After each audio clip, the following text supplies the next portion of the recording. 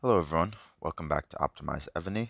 I wanted to do a video today on the latest disappointment in Evony, and that is the pan trials.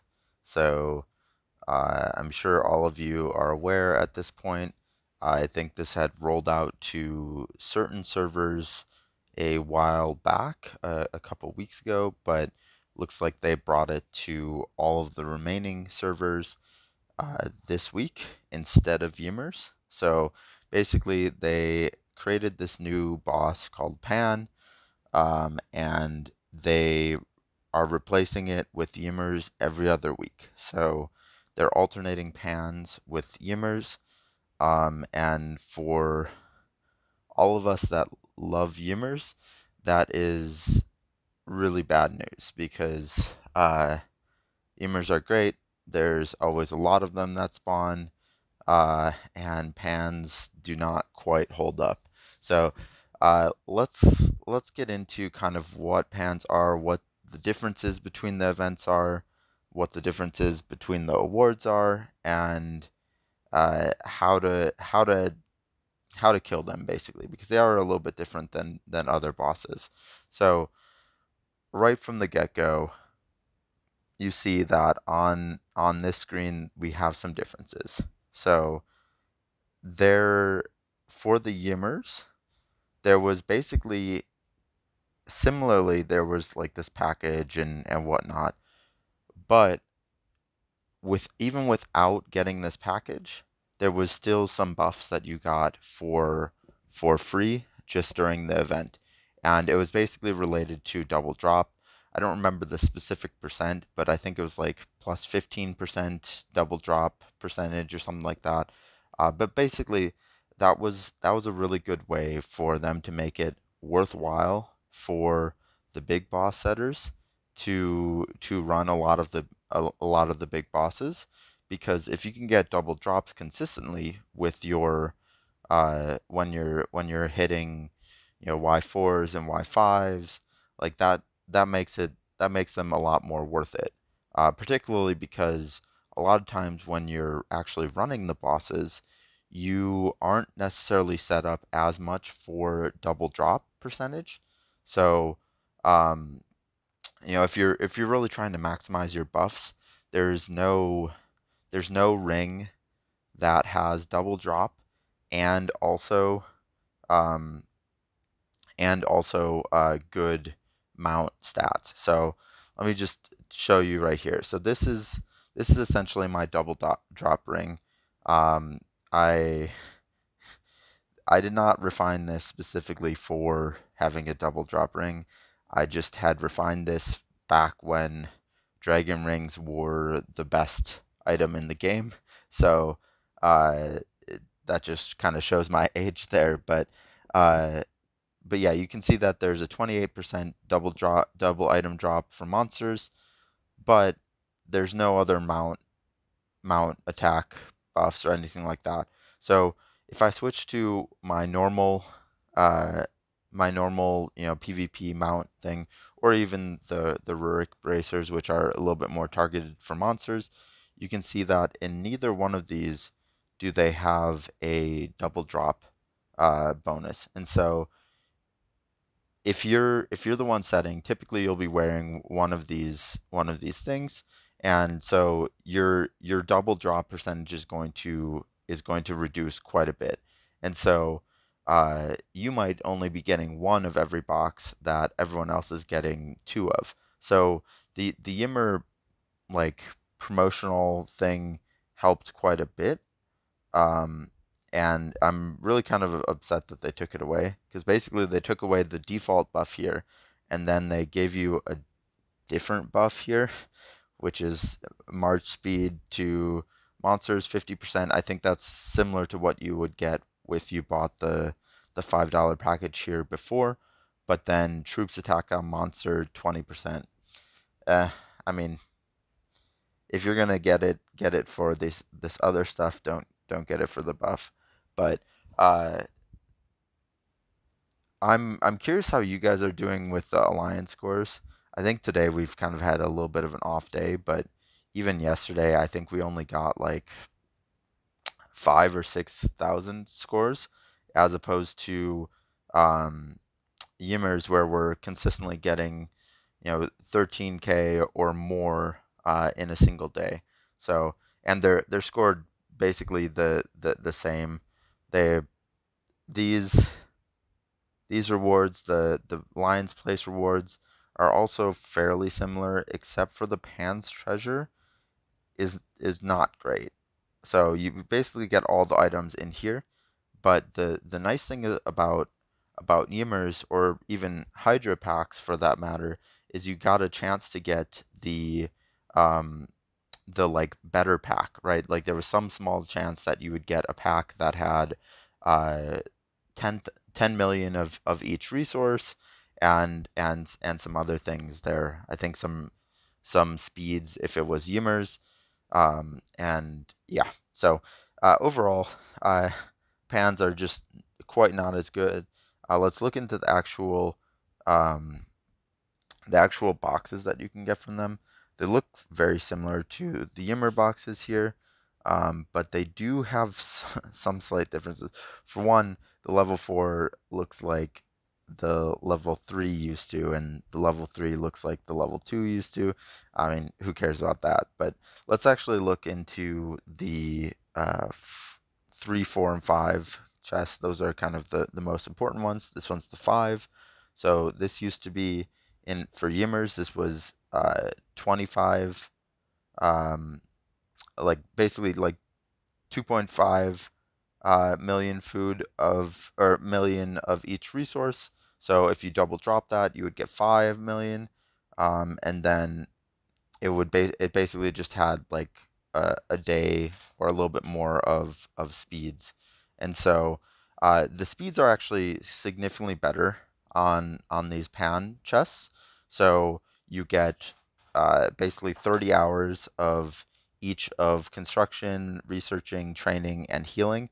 All of those are really important unless you're done with construction or done with researching for some reason, but training and healing are always going to be important. You see that the tactic scrolls are still the same, so it's still 5 there. Um, so let's take a look at the 4. So this one, you're again losing out on like 1.2 million of each resource, and speeds again are still pretty good. You still get the tactic scrolls, so that's good. 3 is ironically the same amount of resources, but they just had them be a little bit. I don't know, for some reason they use the 500 packs there, and not the 100 packs. And then here, of course, you don't get the text scrolls. So my complaint is not so much with the rewards here, like the actual boxes. Uh, I think they're fine. Yes, like we all love the resources in ymirs. The good thing about that is that they aren't going away. So you can do every other week that you try really, really hard to kill as many ymirs as possible, and you'll still get a decent amount of resources and stuff like that. And then you'll have some of the speeds and stuff here. The problem is that there's just really not that many on the map at any given point. Like this is all of my boxes from over a day of pans, and I joined pretty much every one. So yes, there probably are better. There probably are alliances that have killed more or whatnot, but I mean this is nothing compared to what we would get from a Ymer day. From a Ymer day, I would maybe have like uh, I mean depends on how much I'm on and stuff like that, but like 50 to 100 of each of the Y4s and Y5s, and then a lot of like the smaller packs as well. So it's it's really just kind of a little bit disappointing just because of the amount of them on the server. So like it we'll find one like very rarely, and we'll find a 4 or 5 extremely rarely. Uh, and so that's, it's just it's reducing the number of tactics scrolls that we're getting, which are desperately needed. As a free to play player or a low coiner, you need all of the tactics scrolls that you can get. Otherwise, you are not going to be able to do all the research that you need to have reasonable reasonable buffs. So, but yeah, let's look into actually the specifics of the bosses. You can see that they have a specific troop type that they're targeting here. So this one is a mount troop. So what does that actually mean? So basically, it means that the troops that are in here are mount troops. So, and then it recommends range troop. I haven't actually killed a lot of the mount troop ones. I'm not sure how well range actually works on them, if you're getting a bunch of wounded with it or not. Typically, range is not great for big bosses. This is a level 1, so I mean, I guarantee I would kill it with no wounded. But uh, yeah, they do have specific troop types, and they do kind of rotate throughout the day. And so, what you see here, the pan mount troop, is likely not what you're going to see, a couple hours from now, where it might be ground troop, and then you're supposed to attack it with mount troop, or if it's a ranged troop and you're supposed to attack it with ground. Um, that's just kind of Evany's kind of tried this before with having specific troop types be better against particular bosses. It never really worked out before. I don't know if they actually implemented the logic behind it before, but it does seem like this time it does actually give an advantage for the troop type that they recommend. So, um, if it's a ranged troop one attacking with ground, if you have if you have relatively comparable ground to mount buffs, ground is going to give you less wounded.